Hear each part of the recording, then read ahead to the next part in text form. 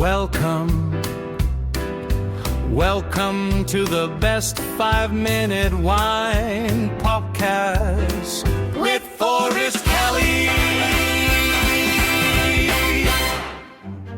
Have you done this? You walk into a store, stare at the shelf for a minute, and somehow your hands land on the bottle that costs about $18.99. Not the cheap one. That feels risky. Not the expensive one. That feels like commitment. But right there in the middle, the safe zone. The bottle that says, I care about wine, but let's not make a big deal about it. Is that price point an accident?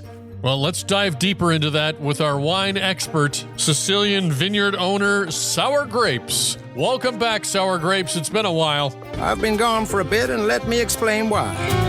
Bubbly and I ran into some problems. I stepped away briefly due to an unexpected vineyard crisis. A uninvited travel influencer arrived on my vineyard with a drone.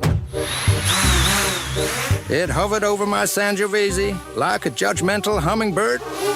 He started yelling directions at Bubbly. Okay, Bubbly, give me rustic but authentic. Bubbly mistook the drone for a mechanical hawk and declared war. There are now claw marks on technology and paw prints on justice. We are still in mediation with the drone manufacturer. They claim unauthorized canine aggression. I claim airspace sovereignty. Tuscany is no place for influencers. Bubbly has since been grounded. So has the drone.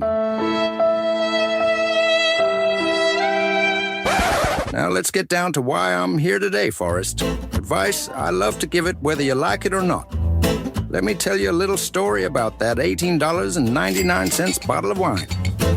It's the most expensive way to feel almost sophisticated. Let's talk about the confidence trick hiding in plain sight. Let me save you $4 and a false sense of sophistication. That $18.99 bottle, it knows exactly who you are.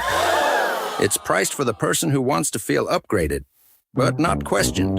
Wine pricing isn't romantic.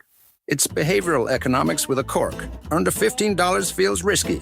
Over $25 feels committed. But $18.99? That's the I watch documentaries about Tuscany zone. We interrupt this program to bring you a special report. You don't buy it because it's great. You buy it because it feels safe. That's not taste. That's positioning. The industry truth.